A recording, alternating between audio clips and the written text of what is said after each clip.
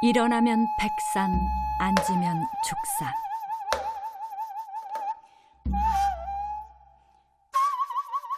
전봉준이 이끄는 농민군 수천 명은 무장 구순의 훈련장에서 집결해 있다가 3월 20일 고부를 향해 출발했다. 앞장서서 농민군을 이끄는 전봉준의 차림은 어떠했을까? 그는 이때 아버지의 상중이어서 상복을 입고 머리에는 삿갓을 쓴 평범한 상주의 차림이었다. 하지만 그는 이 무렵부터 백마를 타고 다닌 것으로 보인다.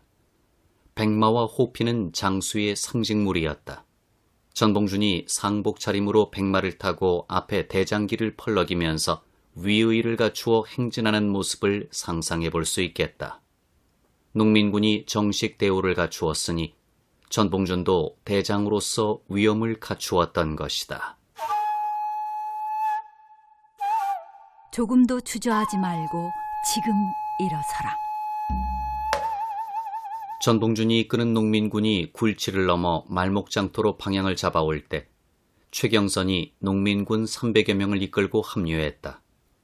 전봉준이 나타나자 말목장터에 대기해 있던 많은 농민들이 환호성을 지르면서 합류했다. 이들 농민들은 말목장터에 숨겨놓은 무기를 찾아내서 꼬나들고 22일 밤 다시 고부 관하로 몰려갔다. 고부 관하는 텅텅 비어 있었다.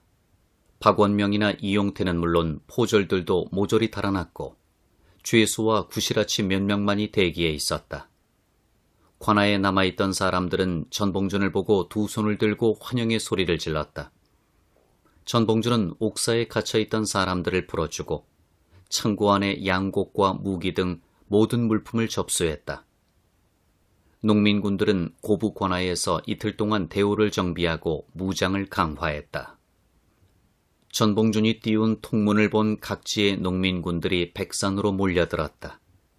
이때 백산에 모인 농민군의 수를 8천여 명이라 하기도 하고 수만 명이라고도 한다. 전봉준은 3월 25일 말목장터에서 백산으로 진을 옮겼다.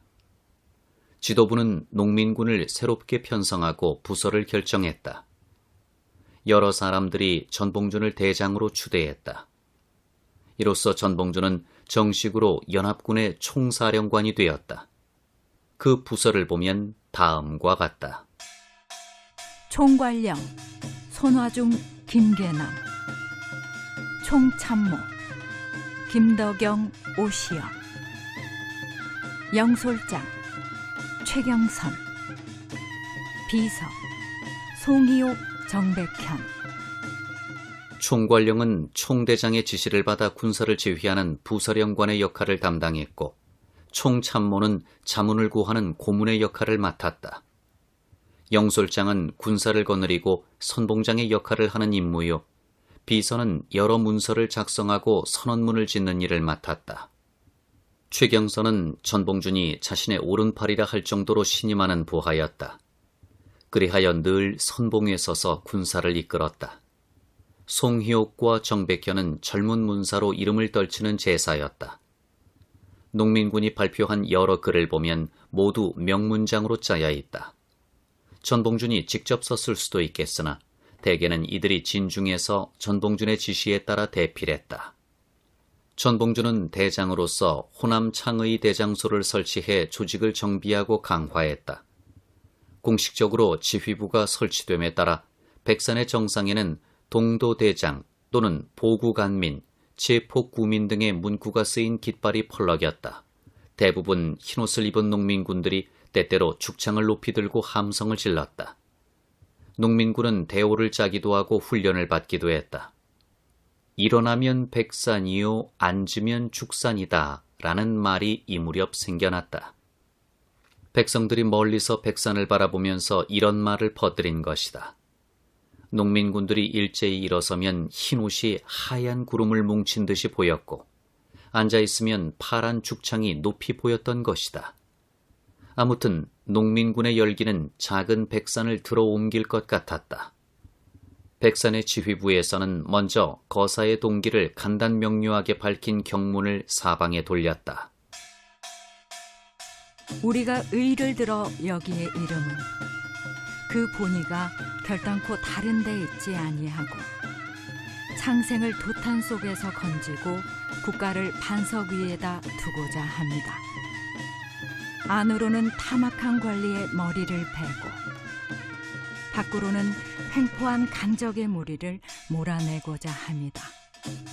양반과 부호의 앞에서 고통을 받는 민중들과 방백과 수령의 밑에서 굴욕을 받는 소리들은 우리와 같이 원한이 깊은 자라.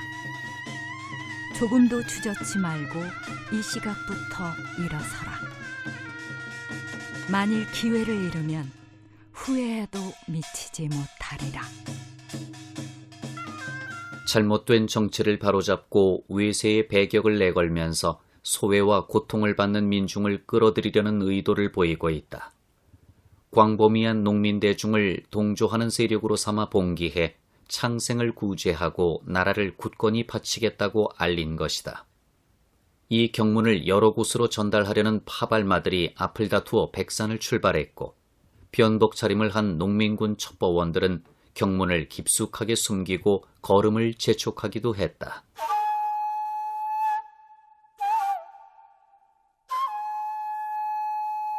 농민군 4대 행동강령. 농민군들이 나날이 백산으로 몰려들었다.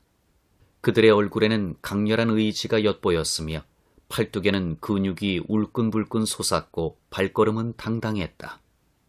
어떤 농민군은 아내와 딸을 빼앗아간 불량한 양반에게 복수하기 위해 주먹을 불끈 쥐기도 했고 어떤 사람은 장리쌀을 못 갚는다고 재산을 몽땅 앗아간 고리대금 업자를 기어코 혼내주고 말겠다고 이를 갈며 다짐했다. 이들은 원평, 부안 등 백산 주변의 여러 고을을 옮겨다니면서 관할을 습격하기도 하고 무기와 양곡을 거두어들이기도 했다. 전봉주는 농민군에게 4대 행동강령을 공포하고 엄하게 지킬 것을 명령했다. 첫째, 사람을 함부로 죽이지 말고 가축을 멋대로 잡아먹지 마라. 둘째, 충효의 마음을 다하여 세상을 구제하고 백성을 편안케 하라. 셋째, 외의 오랑캐를 섬멸하고 성스런 길을 맑게 하라. 넷째, 군사를 몰아 서울로 들어가 세도가를 깡그리 없애라. 4개 조항은 농민군이 지켜야 할 행동 지침이었다. 전봉주는 농민군이 원대한 목표를 마음에 새기면서 행동하길 바랐다. 또 여러 대장들과 굳게 약속하기를 매양 적과 싸울 적에 우리는 칼날에 피를 묻히지 않고서 이기는 것을 공적으로 삼으며 비록 어쩔 수 없이 싸우더라도 결코 목숨을 상하게 하지 않음을 위주로 해야 한다. 행진의 마을을 지날 적마다 사람이나 가축을 해쳐서는 안 되며 어진 사람이 사는 마을에는 심리 안으로 들어가서 머무르지 말라고 당부했다. 농민군은 길을 갈 때 논밭에 자라는 보리나 곡식을 밟지 않았으며 노인이나 어린애들이 무거운 짐을 지고 가는 모습을 보면 얼른 다가가서 대신 짊어졌다. 또 마을에 들어가 밥을 얻어먹더라도 결코 강요하지 않았으며 닭이나 돼지나 개 같은 가축을 잡아먹는 일이 없었다. 특히 노인과 부녀자를 깎듯이 대했다.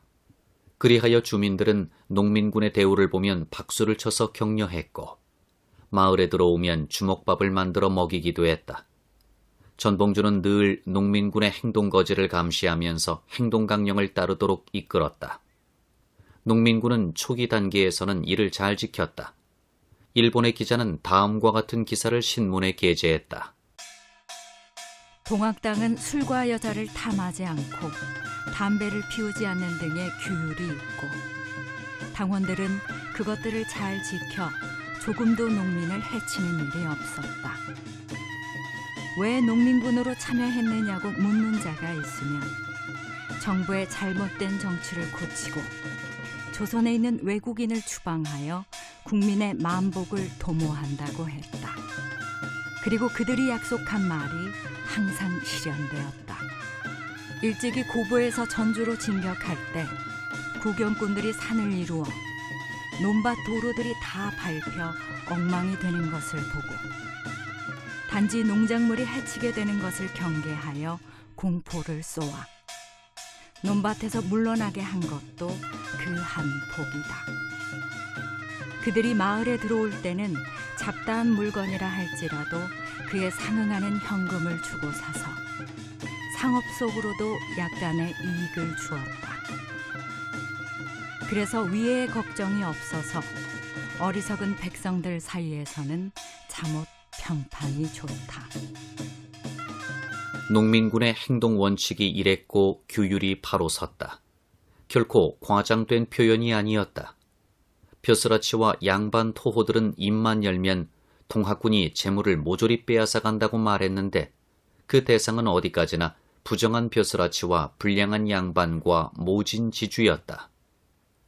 대장 전봉주는 행진할 때 흰 삿갓과 흰 옷차림에 백마를 타고 손으로는 염주를 굴리고 입으로는 주문을 외웠다. 시천주, 조화정, 영세불망, 만사지. 동학의 기본 주문을 말한다. 이런 전봉준의 모습은 농민군들에게 신비스럽게 보였을 것이다. 농민군은 동학의 기본 주문을 외우고 등에는 궁을 두 글자를 쓴 부적을 붙였다. 부적의 궁을은 약자를 뜻한다고 한다. 또 농민군은 대오를 3355로 짰다. 흔히 사람들은 옹기종기 모여있는 모습을 3355라 하는데 농민군은 거리를 행진할 적이나 밥을 먹을 적이나 잠을 잘 적이나 셋 또는 다섯으로 나누어 행동했던 것이다. 농민군이 행진하는 모습도 특이했다. 고부에 숨어들어 동정을 엿보던 파괴생이란 일본인이 이 광경을 직접 보았다. 그는 봉창을 통해 밀란군을 바라보니 척후의 기가 펄럭이고 있었다. 기는 청색, 홍색, 백색, 황색의 구별이 있었다.